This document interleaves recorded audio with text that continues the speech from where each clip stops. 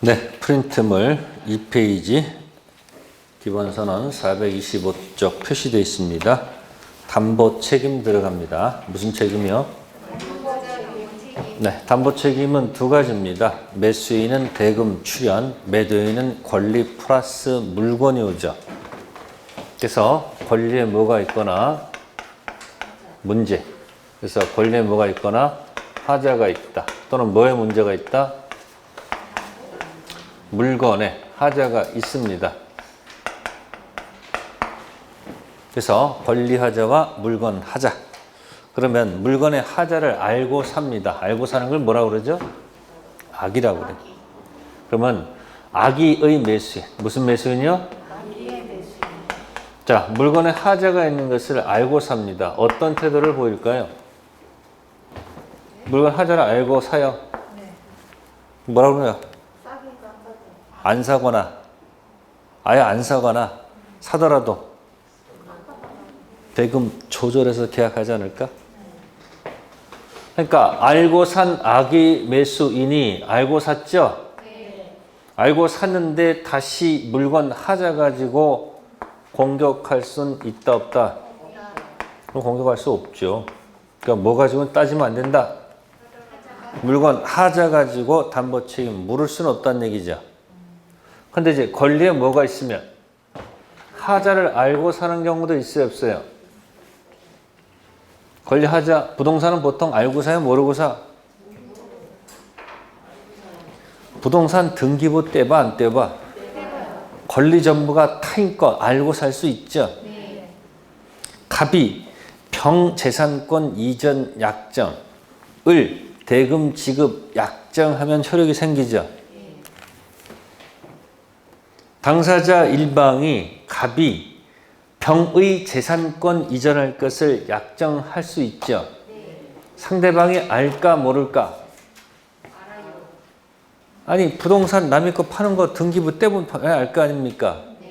그러면 상대방이 그러면 좋다. 병재산권 대금 지급 약정할 수 있어요, 없어요?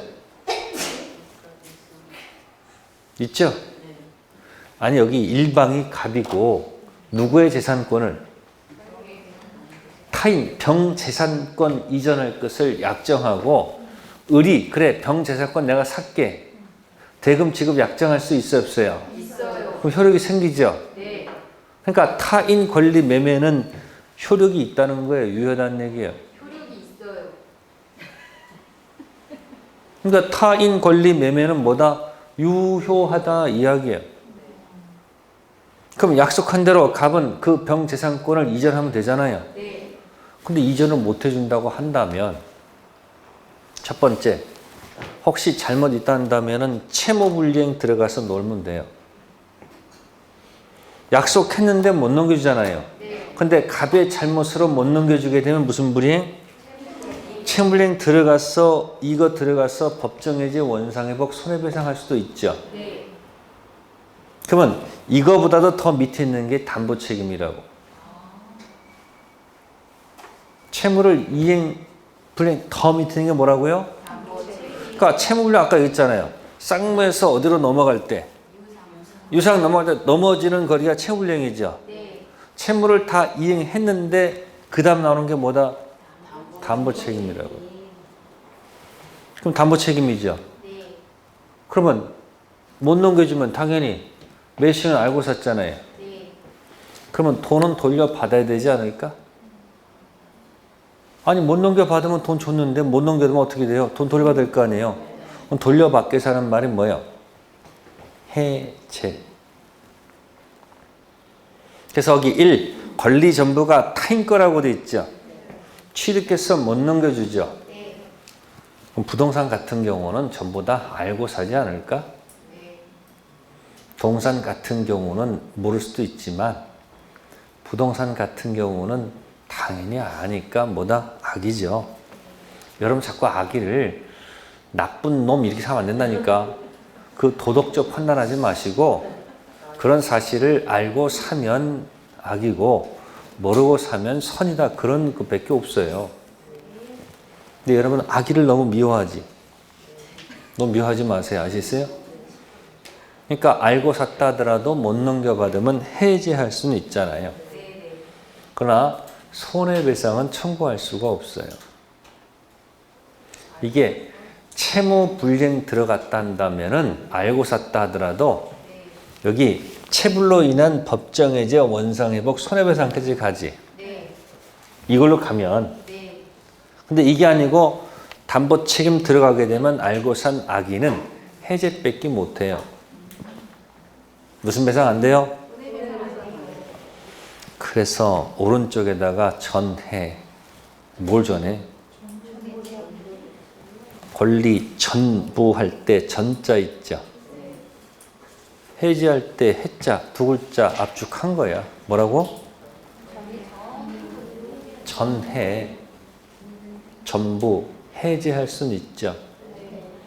두 번째, 권리 일부가 타인 것 취득해서 넘기면 되죠. 못 넘겨주게 되면 그 부분만큼 돈 도로 돌려받아야 되죠. 그게 대금 감액. 그래서 알고 산 악의 매수는 감액할 수 있죠.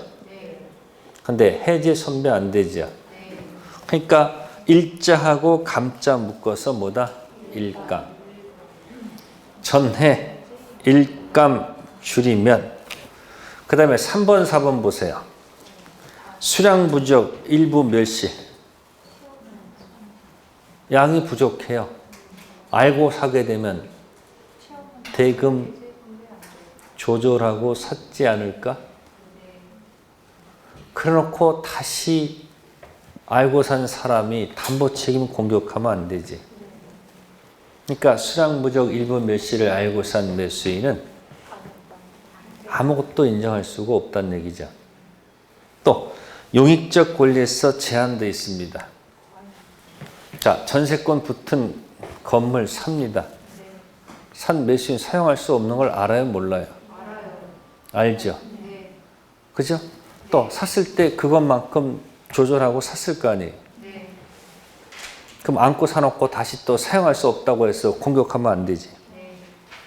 아무것도 안 되지. 그래서 우측에 아무것도 없죠. 그 다음에 저당권 행사로 제한되어 있는 경우죠. 저당권 붙은 부동산 산 매수인.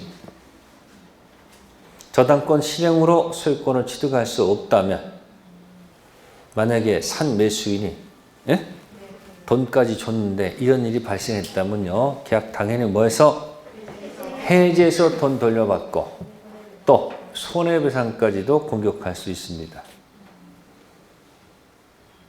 특히 그 5번이 포인트예요.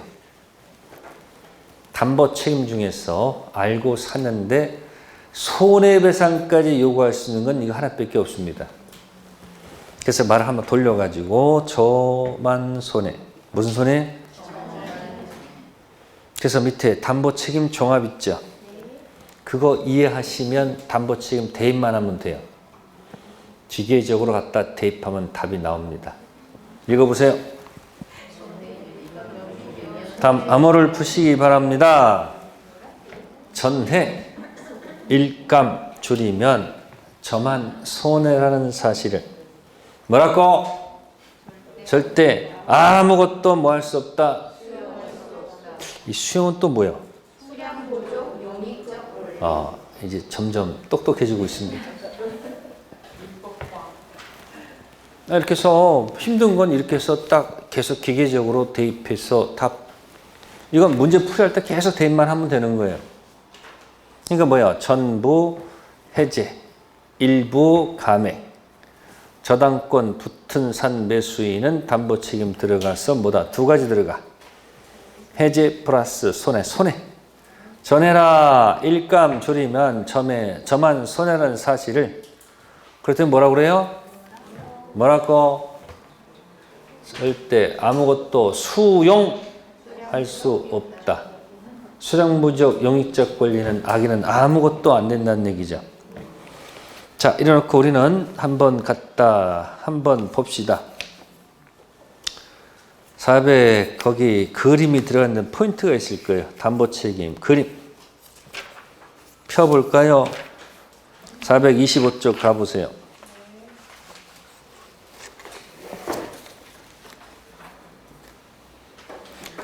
부동산 같은 경우는 모르고 샀다 이 말이 통용이 안 되죠. 왜? 등기라는 것을 가지고 거래를 했기 때문에 부동산 같은 경우는 다 악이라고 보셔야 돼요. 나쁘다는 얘기 아니에요. 알고 샀다. 그럼 거기 보세요. 거기 별 들어가 있죠. 별이 몇 군데 있어요? 네 군데 있죠. 그죠? 그게 그거요. 뭐? 그게 전해 일감 줄이면 뭐다? 저 손해죠. 상동이 뭐예요? 악의도 해지할 수 있고 뭐 할 수 있다? 손해배상 수 있다는 얘기예요. 지금 제가 별 따라 들은 게 뭐예요? 전해 일감 줄이면 저만 손해. 그 다음에 아무것도 뭐 할 수 없다.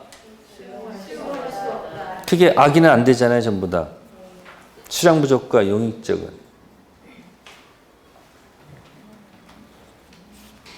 그렇게 놓고 톡 치고 들어가라. 그런 얘기예요. 됐어요? 그래서 담보 책임 나오면 요 프린트 딱 가지고 와서 계속 대입을 하세요. 자, 담보 책임은 그 정도에서 정리하겠습니다. 자, 이제 임대차로 가세요. 무슨 대차요? 자, 임대차 618조 나옵니다. 임대차. 자, 임대차가 여기 한 장짜리 어디서 나왔었어요? 네? 15가지 계약에서 차차차 했을 때 첫 번째 차가 임대차, 두 번째 차가 사용대차, 세 번째가 소비대차. 공짜로 물건 빌려 썼다 돌려주는 게 사용대차. 그럼 임대차 할 때 임이 뭐의 약자일까? 임. 왜 또 임치야 또. 뭘 또 임차야. 차임이야 차임. 글자에서 답이 있다라고 생각하세요. 글자하고 대화를 하세요. 자, 읽어볼게요. 임대차는 당사자 일방이 상대방한테 목적물을 사용 수익할 것을 약정하고 상대방이 차임 지급할 것을 약정함으로써 효력이 생기죠. 그러면 매매하고 구조가 같죠. 일방 상대방 약정 효력이 생긴다. 똑같아요. 다만 그 약정 앞에 내용물이 다를 뿐이죠. 목적물 사용 수익 약정, 차임 약정이죠. 어느 날 이제 차임 대신에 보증금을 들이댑니다. 보증금 지급할 것을 약정함으로써 효력이 생긴다 그러면 틀린 지문이죠. 외우지 마세요. 임대차 할 때 이미 뭐의 약자라고? 차예요.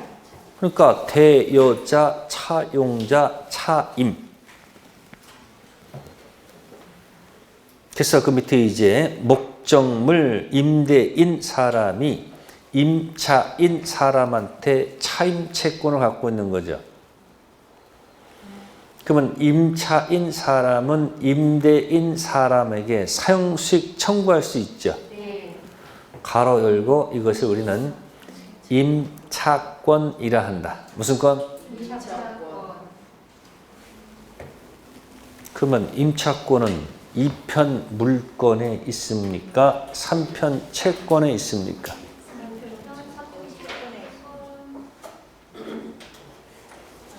3편 채권, 차, 임대차 그 안에 임차권이 있는 거예요. 그러니까 타인 부동산 빌려 쓰는 방법은 보통 2편 물권 전세권 있죠. 3편 채권 임대차 임차권이죠. 그럼 두 가지 연결할게요. 미등기 전세는 무슨 전세? 미등기 전세는 2편 물권 등기된 전세권이 아니죠. 그러니까 2편 물권 전세권 무효이지만 3편 채권 임대차 유효로 전환할 수 있죠. 이게 총칙에서 무효행위 전환 거기서 얘기할 수 있는 거예요. 그리고 임차권도 본권입니다. 뭐라고요? 근데 전세권은 본권 물권인데 임차권은 본권 채권입니다. 아셨어요? 자, 그래서 여기도 의에 들어가면 똑같습니다. 전형, 낙상, 쌍모, 유상, 분료식, 법적성질, 보증금 지급은 요소다, 요소가 아니다. 그러나 차임 지급은 요소가 되겠죠. 근데 왜 주인들은 자꾸 보증금을 받아요? 차임 안 주면 곤란해지잖아요. 안 줄 걸 대비해서 보증금을 받아 놓는 거예요. 보증금의 차임 지급은 누가 입증해야 될까? 임차인이 입증해야 되겠죠. 자, 존속기관에서 법정갱신 나왔네요. 무슨 갱신이요? 법정갱신은 자동갱신입니다. 무슨 갱신이요? 기간 만료가 됐다. 임차인이 계속 사용수익하는데 임대인이 상당 기간 내 아무런 이의를 하지 않고 있습니다. 전 임대차와 동일한 조건으로 자동갱신된 것으로 본다. 이때 다 똑같은데 기간만큼은 약정이 없는 것으로 갑니다. 그래서 결국은 해지 통고로 연결됩니다.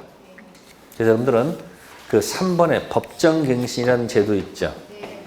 그것을 갖다가 밑에 해지 통고 별돼 있죠. 그걸 딱 같이 한 세트예요. 이렇게. 뭐하고 뭐는 한 세트다. 그래서 이 법정갱신 들어가면 이 전세권에 있었습니다. 어디요? 전세권에서는 거기는 이렇게 들어가죠. 네, 거기는 이렇게 들어가요. 소멸 통고라고 이렇게 들어가. 그 다음에 이제 임대차에서도 무슨 갱신이 있다? 법정갱신이었는데 여기는 해지 통고 이렇게 들어가. 그래서 자동갱신은 항상 끝에 뭐하고 한 세트? 이렇게 통고란 단어랑 항상 세트로 놀아요. 요거는 자동갱신 되면 전부 다 기간은 약정이 없는 것으로 가기 때문에 씁니다. 뭐다? 약정 없는 것으로 갑니다. 그래서 법정갱신, 전세권의 법정갱신은 갑도 6, 을도 66입니다. 누가 했던지 몇 개월이다? 근데 이 임대차 해지 통고는 6 빼기 1은 5 이렇게 연습하셔야 돼요. 뭐라고요? 요건 부동산, 요건 동산. 주인이 통과하면 6개월 지나면 끝나고 임차인이 통과하면 1월. 동산은 누가 했던 것은 며칠이다? 5일. 기억해 두세요. 법정 갱신되면 전 계약과 자동 갱신되는 겁니다. 근데 계약사안에 다른 건 다 똑같은데 기간만큼은 약정 없는 것으로 가요. 그럼 약정 없으면 이쪽 저쪽 통고 들어가. 그래서 밑에 보시면은 부동산 같은 경우 주인이 통과하면 몇 개월이 지나야 되고 임차인이 해지 통과하면 1월이 지나면 끝나는 겁니다. 그리고 동산은 누가 했든지 간에 며칠? 5일. 그러니까 법정갱신은 이 두 군데밖에 없어. 어디요? 전세권 법정갱신 전계약 동일 기간 약정 없어서 이쪽 저쪽 통고. 임차인 법정갱신 됐죠? 전계약 똑같다. 기간은 약정 없어서 이쪽 저쪽 통고. 6 빼기 1은 5. 물론 민법에서는 이런 숫자 가지고는 잘 장난 안 쳐요. 민법은 큰 원리를 묻는 거지. 에? 뭐 이런 거 가지고 안 합니다. 근데 중개사법은 막 아주 그냥 이것저것 다 묻죠. 왜? 법 조문이 몇 개 없기 때문에 그냥 이것저것 묻는 거야. 거의 암기법이죠? 막 암기하잖아요. 근데 민법은 그런 게 아니잖아. 그러니까 민법에서 숫자는 그냥 잘 몰라도 거의 관계 없어요. 아셨어요? 그래서 법정갱신과 해지 통고가 항상 연결되는 거 기억하시고, 자, 449쪽에 임대인의 의무입니다. 자기네 목적물 인도할 의무가 있죠. 그럼 인도하고 땡치는 겁니까? 존속 중 사용 수익할 의무가 여전히 있는 겁니까? 여전히 의무가 있죠. 왜? 조문에 나왔잖아요. 임차인 사람은 임대인 사람한테 목적물 사용 수익을 청구하는 거 아니에요. 그러니까 존속 중에도 주인은 적극적으로 나서가지고 임차인이 뭐 할 수 있도록 사용 수익할 의무를 부담하는 거예요. 근데 전세권은 그렇지 않죠. 물건이니까 빌려 쓰는 사람이 주인의 부동산을 직접 지배하는 거기 때문에 수선 유지를 누가 해야 되는 거야? 전세권자, 빌려 쓰는 사람이 하는 거야. 근데 임대차에서는 수선을 누가 해야 되는 거예요? 주인이 해야 되는 거예요. 그러니까 일장일단이 있죠. 직접 지배하는 좋은 점도 있지만 수선 유지는 자신이 해야 되겠죠. 직접 지배하지 못하고 사용 수익을 요구해서 수선이 누구한테 가 있는 거예요? 주인. 그러니까 거기 보시면은 1. 수선 유지 의무는 임대인이 부담하는가 임차인이 부담하는가? 이건 외우는 거 아닙니다. 사용 수익을 청구해서 사용하는 거기 때문에. 그러면 이 규정은 강행 규정일까 임의 규정일까? 임의 규정. 무슨 규정? 자, 그러면 이제 통째로 기억할게요. 임대차 들어가면 무슨 대차 들어가면 이 안에 섞여 있어. 강행 규정과 무슨 규정이? 자, 술은 1차까지 먹어야 돼? 2차까지 먹어야 돼? 3차까지? 술은 1차만 먹는 게 좋아요. 술을 언제까지 먹으니까 2차까지 드시면 그 다음날 공부하는데 헤매져. 이게 암기하세요. 2차 헤매. 2차 헤매. 술을 2차까지 먹으니까 맨날 공부하는데 헤매지 않느냐? 이 잔소리가 떨어지니까 잔소리 들은 충청도 친구가 뭐라고 떠들어요? 네? 아, 저요. 뭐 하지 마세요. 아, 상관 마요. 예? 아, 지나 잘하지. 이렇게 또 역공 들어올 수 있겠죠. 이게 물권법 임의규정, 이게 계약법 강행규정. 세트로 기억하세요. 2차까지 먹으니까 맨날 그따위를 공부 헤매지 이렇게 하니까 지금 뭐라고? 아, 저요. 상관 마요. 지나 잘하지. 자, 절 보세요. 맨날 쓰지 말고 그냥 듣고 흘려. 아니 써놓고 또 까먹어. 왜 머리에다 써, 머리에다가. 계속 반복한다 그랬잖아. 저는 뭐예요?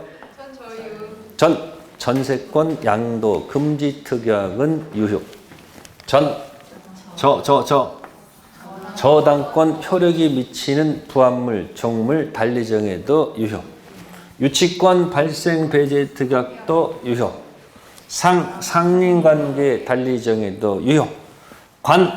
관습법지 포기 특약도 유효. 조심할 것. 법률 법지 저당권 관련 법지 포기 특약은 무효입니다. 관습 법지 포기 특약은 유효지. 저당권 관련된 법률 법지 포기 특약은 무효입니다. 지역권 수반 배제 특약 유효. 자기 토지 가면 지역권 데리고 가야 되잖아. 근데 배제 특약도 유효. 자, 이는 뭘까요? 이기연체 해지. 몇 개요? 이기연체하게 되면 해지할 수 있죠. 근데 주인이 일기연체되면 해지당한다라는 특약은 불려기 때문에 무효입니다. 다음 차임이죠. 차임 증감 청구권. 임차인은 절대 감액할 수 없다는 특약도 불리하므로 무효. 자, 이 해자가 중요하죠. 이게 기간 뭐가 없으면. 약정 없으면 무슨 통고? 해지 통고. 아까 통고할 때는 뭐다? 600이 1은 5 있죠. 짧게 정해서 임차인에게 분리하면 무효죠. 그럼 이건 아까 뭐랑 연결돼 있었어요? 법정갱신 세트였었잖아. 자, 매수 청구권 이야기가 나오면 뭐다? 강행규정. 무슨 규정? 그러니까 수선 유지는 2차 헤매는 관계가 없죠. 그러니까 무슨 규정? 임의 규정. 그러니까 주인이 얍사하게 임차인 네가 수선 유지할 것 이렇게 들어오겠죠. 그럼 특이하게 유효한 건 맞지만 이거는 소규모 수선까지만 면제 특이하게 유효하지 대규모 수선은 여전히 누구 거다? 임대인 의무라고 보는 것이 판례 태도입니다. 자, 드디어 나왔네요. 452쪽 임차인의 몇 대 권리? 자, 이 세 가지 권리에 집중하셔서 공부하세요. 자, 첫 번째 무슨 청구권? 비용 상한 청구권은 2차 헤매가 아니니까 무슨 규정? 임의 규정. 자, 임대차 있습니다. 필요비는 언제 요구할 수 있어요? 응? 네? 지출 즉시죠? 필요는 언제 한다고요? 즉시. 지금 점유 중이죠? 점유 중 필요비 지출하게 되면 지출 즉시. 자, 유익비를 지출하게 되면 네? 지금 점유 중이죠? 즉시하면 안 되지. 계약이 뭐 하노? 종료 후 달라 들어가야 되겠죠. 조문 얘기예요.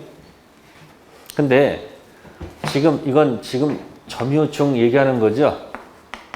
뭐 하는 중? 점유하는 상태에서 하는 얘기고 혹시 점유하다가 목적물을 반환할 수도 있잖아요. 근데 그동안 이런 걸 행사하지 않았거든. 그래도 행사할 수 있다 없다? 있다. 몇 개월? 6개월 내 행사해야 됩니다. 자, 이것도 가끔 나옵니다. 조문에 있는 거 6개월입니다. 왜 6개월인가 봤더니 자, 손 따라해 보세요. 필요비, 유익비. 그게 6개월이에요. 몇 개월? 6개월. 자, 그 다음 네 번째. 유치권을 행사할 수 있다는 얘기죠. 무슨 건요? 자, 유치권 공식을 해보세요. 첫 번째, 뭐 해야 됩니까? 타인의 물건을 1번 해야 되겠죠. 1번이 뭐죠? 여기 점유하다가 그 물건 지출 비용 상한 채권 있죠. 그럼 여기 몇 번? 6번. 유치권 행사할 수 있죠. 그럼 이건 맞죠? 그죠? 근데 지상물, 부속물 매수 가지고는 유치권이 안 되죠. 왜 안 될까? 타인 물건이 아니라니까. 지상물, 부속물은 임차인 자신의 것이에요. 그러면 소유자로서 점유하면 되는 거지. 소유자면서 유치권이란 말을 쓸 수가 없죠. 네, 유치권 행사할 수 있습니다. 필요익비 가지고는. 자, 그 다음에 이제 2번에 이제 무슨 물 들어가요? 부속물 들어갑니다. 그러면 이 부속물을 이렇게 설명할게요. 자, 기존 건물이 있었습니다. 기존 건물, 주인 겁니다. 임차인이 허락을 받아서 중축합니다. 뭐 한다고요? 자, 이 중축 부분이 9글자입니다. 구조상, 이용상, 독립성이 있거나 없거나 둘 중 하나입니다. 뭐라고요? 구조상, 이용상, 독립성. 자, 그걸 4글자로 줄여보세요. 뭘까요? 건물 일부가 구조상, 이용상, 독립성이 있다. 그때 쓰는 용어? 네, 부분 소유입니다. 무슨 소유요? 독립성이 없다면, 있다면, 없다면 기존 건물에 부합한다는 얘기죠. 뭐 한다? 독립성 있으면 뭐 하지 않는다? 부합하지 않는다. 그런 얘기죠. 그러면 왼쪽은 이 전체가 갑과라는 얘기죠. 부합했으니까. 오른쪽은 기존 건물만 갑거지. 증축 부분은 누구 거라는 얘기예요? 자신의 것이라는 얘기죠. 그러니까 이때 쓰는 용어가 뭘까요? 앞에서 공부했죠? 부합물. 무슨 물? 부합물이죠? 자, 부합하지 않는다. 이거 엄청난 어려운 용어죠. 뭘까요?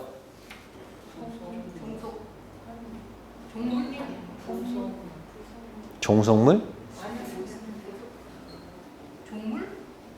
아, 그건 주물할 때 주물이. 거기 지금 보고도 대답 못 한다니까. 4페이지 있는데. 왜 또 공작물 어디 있어? 왜 또 지상물이야 또? 맨 꼭대기 있잖아. 그게 부속물이야. 이게 보통 같은 거로 착각하죠? 한자상은 별 차이가 없어. 근데 의미상은 전혀 다른 거야. 부합물은 이건 독립성이 없는 거고, 뭐가 없는 거고, 부속물은 이거 독립성이 있단 말이에요. 무슨 성이 있다고요? 그냥 독립성이 있고 없단 말이에요. 아셨어요? 그러니까 부속물은 누구 거란 얘기예요? 독립성 있기 때문에 임차인 소유라고요.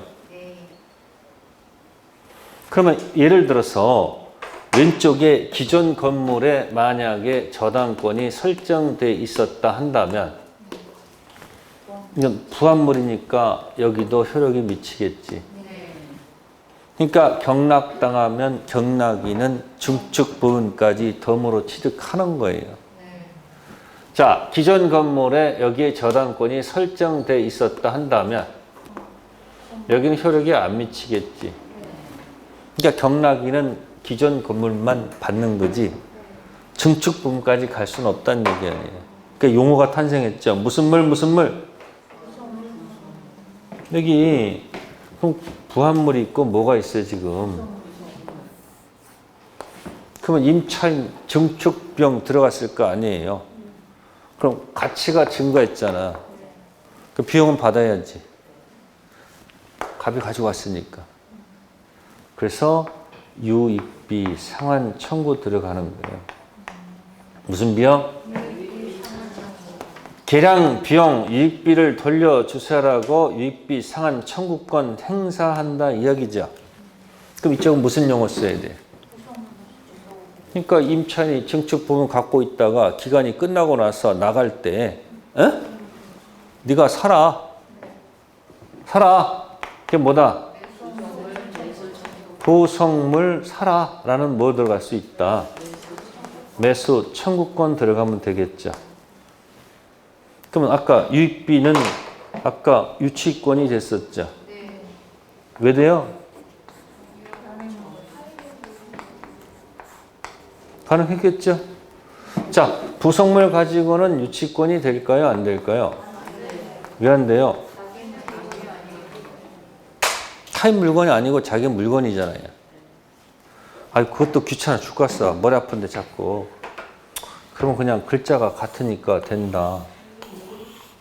글자가 안 맞으니까 안 된다. 뭐 이렇게 해도 상관없잖아요. 자, 이쪽은 임의규정, 강의규정. 2차 할매가 아니니까 이거 무슨 규정이요? 임의규정이죠. 매수청구는 강행규정, 임의규정. 강행규정 이렇게 나누잖아요. 그럼 연결해 드렸습니다. 뭐하고 뭐를? 유익비하고 뭐하고 또 연결해 드렸어 지금. 부속물하고 연결해 드렸잖아. 무슨 청구랑? 이게 글자상 아무 관계가 없지만 위에다가 기존 건물 허락 증축하면 부합까지 간 거 아니에요. 기존 건물에 증축했다. 독립성 없으면 부합한다. 무슨 물? 부합물. 이쪽은 독립성이 있으면 무슨 물? 부속물. 무슨 규정? 강행 규정. 자, 부속물 가봅시다. 부속물 매수 청구권. 강행 규정, 건물 기타 공작물 임차인. 임대인 동의 또는 임대부터 산 경우죠. 계약 종료 후 부속물 매수권권 행사할 수 있다. 채무 불이행으로 해지된 경우는 매수권 인정된다 안 된다? 안 됩니다. 자, 세 번째 거 보세요. 부속물은 임차인 소유에 속하고 건물의 구성 부분이 되지 않아야 되겠죠. 네. 이 구성 부분이 되면 이게 뭐야? 그럼 이건 이제 부합물 유익비로 돌아가는 거예요. 네. 이제 떨어져 있는 걸 지금 묶었잖아. 네. 유익비하고 무슨 물하고? 부속물을 묶어서 지금 설명드린 거 아니에요. 다음 지상물 매수청권. 이건 지상권이랑 똑같습니다. 기간 끝났다. 임차인 1차적으로 원모 타임 갱신 청구권 행사. 주인이 예스하면 갱신, 거절했을 때 기분 나쁘죠? 네. 2차적으로 매수청권 행사. 주인은 무조건 사야 됩니다. 그래서 1차적 갱신 청구권은 글자 그대로 청구권. 놓였을 때 들어가는 지상 매수청권은 글자는 청구권이지만 실제는 무슨 권이다? 형성권. 자, 2번, 3번 묶으시고요. 자, 채무 불이행 해지 당한 경우는 잘못이 있죠. 그 매수청권은 행사할 수가 없습니다. 근데 기간 약정 없어서 주인이 해지 통고할 수 있지. 그럼 나가란 얘기죠. 그러면 갱신 요구할 필요가 없지. 그땐 매수청권 행사할 수 있다 없다? 있다. 2번은 잘못이 있으니까. 3번은 잘못이 없죠. 해지 도달하면 즉시 소멸. 해지 통고는 675. 구별하셔야 돼요. 자, 그 다음 이제 동의 있는 전대하고 동의 없는 전대. 그 두 가지 놓고 민법을 끝내겠습니다. 자, 동의 맡아야 돼, 안 맡아야 돼요? 맡아야 되겠죠.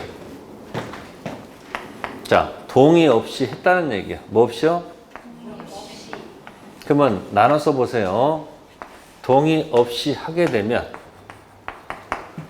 무단전대라고 합니다. 무슨 전대요? 자, 무단전대에다가 원을 칠게요.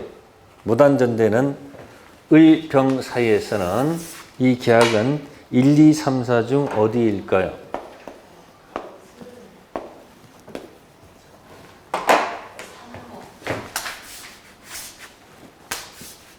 어디요? 갑에 동의가 없는 전대계약 당사자끼리는 효력이 어떻게 될까요? 선택하세요. 1, 2, 3, 4 중.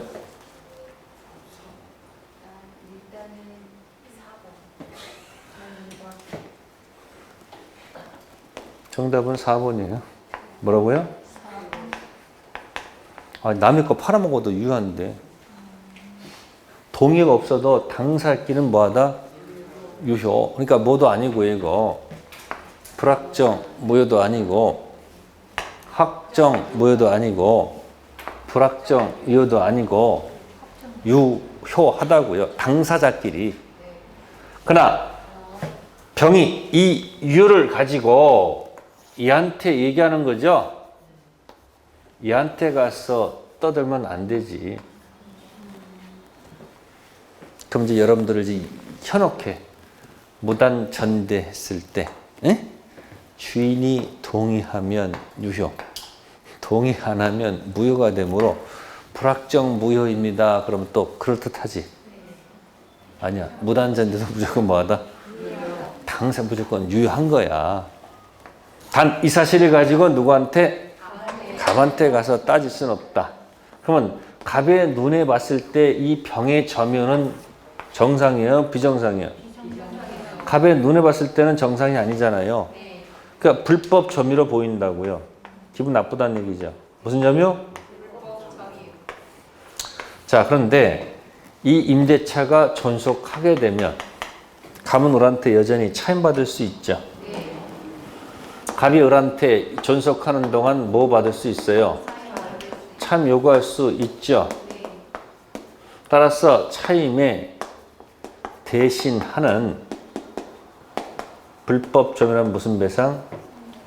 손해배상은 청구할 수 있다 없다? 없다. 손해배상 청구하려면 이걸 해지 끝내놓고 들어가면 되겠죠. 그래서 동의 없는 전대 1번, 2번 읽어볼까요? 1. 동의가 없는 을병 전대체 계약은 유효, 무효? 그럼 유효는 1, 2, 3, 4 중에서 어디를 얘기하는 거예요? 4번. 단 병은 갑한테 대항할 수 없을 뿐이다. 두 번째, 갑을 임대차가 존속하면 을은 을한테 차임받을 수 있죠. 차임에 가름하는 무슨 배상? 손해배상 청구할 수 있다 없다? 없다 그 얘기입니다. 두 번째, 동의 있는 전대입니다. 주인이 뭐 해줬어요? 동의해줬습니다. 그럼 동의하게 되면요, 이게 전대니까 갑하고 을하고 임대했고 을하고 병하고 전대했죠. 그러면 갑의 당사자는 을이죠. 또 병의 당사자는 역시 이렇게 돼 있죠. 동의 있는 전대니까 결국 누구하고 누구는 관계가 없어요. 원래 갑하고 병은 관계가 없는 거예요. 원칙적으로 관계가 없어요. 각자 알아서 하면 거니까. 그러니까 원칙적으로 뭐가 없다고요? 관계가 없어요. 근데 갑을 보호하는 특별 규정을 둔다. 무슨 규정? 특별 규정. 즉 차임이 릴레이가 안 되면 곤란하죠. 병은 누구한테 차임을 주는데 우리에게 주는 거. 차임을 이렇게 주는데 을이 갑한테 이거 차임 안 주면 갑 보호해야 될 거 아니에요. 그럴 경우를 대비해서 특별 규정을 두고 있는 겁니다. 아셨어요? 그래서 이 특별 규정에 들어가면 거기 두 가지를 적어 놓고 있습니다. 가로 2번하고 3번이에요. 병이 자신의 변제기 이전 차임 지급한 것 가지고는 임대인에게 뭐 하지 못한다. 대항하지 못합니다. 자, 보세요. 병은 을한테 지급 날짜가 25일입니다. 을은 갑한테 지급 날짜가 23일입니다. 며칠이요? 23일 날 돈이 안 들어와요. 그러니까 갑이 이제 누구한테?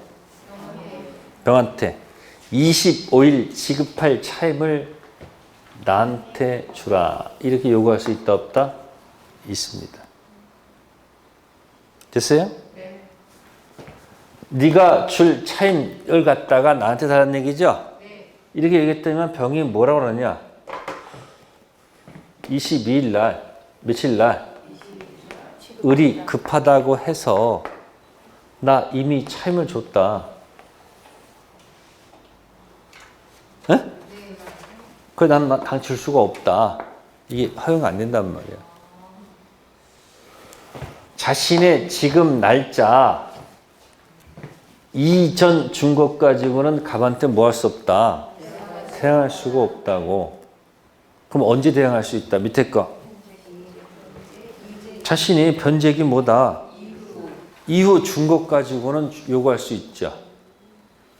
예를 들어서 갑이 26일 날 전화가 왔어.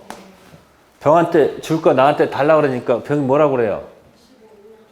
25일 날 준 것 가지고는 정상이니까 대항할 수 있지. 이랬어요? 근데 뭐 이전? 그러니까 병이 을 인간적으로 도와줬다가 낭패 볼 수도 있다는 얘기죠. 법은 그런 거예요. 그래서 그러니까 언제 자신의 정상적인 날짜 준 것 가지고는 뭐 할 수 있는데 대응할 수 있는데 혹시 또 얘가 전화 와가지고 1년치 미리 주면 30% DC해 줄게. 그 1년치를 몽땅 DC 줬더니만 값이 달라고 그래. 그럼 줘야 돼. 왜? 자신의 변제기 이전 준 것 가지고는 뭐 할 수 없으니까. 그래서 별 3개짜리 그려놨죠. 자, 그 다음에 이제 전차인 보호를 위한 특별 규정 들어갑니다. 1. 임대인, 임차인 합의로 종료했습니다. 그래서 전차인 권리는 뭐 하지 않는다. 소멸하지 않습니다. 아시겠어요? 두 번째, 기간이 약정이 없어요. 그래서 갑의을한테 해지 통고했죠. 을이 잘못한 건 아니죠. 그러면 을은 통고 사실을 병한테 알릴 의무가 있다 그런 얘기입니다. 따라서 갑은 병한테 그 사유를 뭐 하지 않으면 대항할 수 없죠. 결국 통지하면 대항할 수 있고 통지하지 않으면 대항할 수 없죠. 그런데 을이 참 연체해서 해지했어요. 뭐 했다고? 해지. 이때는 통지 의무가 없어요. 그래서 2번하고 3번 묶으셔야 돼요.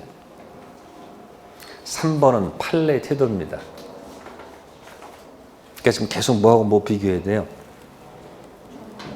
해지하고 해지 통고 구별하셔야 되겠지. 동의 있는 전대 했는데 갑이 을한테 해지 통고하면 그 사실을 갑이 또 병한테 알려줘야 된다 그런 얘기고, 을이 연체해서 해지했죠. 이건 잘못 있는 거니까 굳이 그 사실을 갑이 병한테까지 뭐다 알릴 이유는 없다 그런 얘기예요. 네, 그래서 거기 동의 없는 전대 뭐다 동의 있는 전대 해놓으면 되겠습니다. 네, 특별법은 못했네요. 특별법은 다음 주에 하려고 하는데 괜찮겠습니까? 네. 오후에 할 거예요, 대신. 오전이 아니고 뭐다? 오후. 아니, 특별법은 3시간이면 돼. 그러니까 오전에 뭐 하고? 문제풀이 들어가. 다음 달 5월 아닌가? 네. 5월 때는 뭐다? 요약집 하고, 그 다음에 기출문제 하고, 그래서 오전 강의 끝나고, 오후에 한 번 더 보고 한번 하자는 얘기예요. 다음 주 오후 2시 반부터 민사특별법 보충할게요. 정상적인 수업을 합니다. 오전 하고 2시 반부터 다시 무슨 특별법? 특별법 다시 정리해서 한번 할게요. 아시겠어요? 네, 다음 주에 뵙겠습니다. 감사합니다.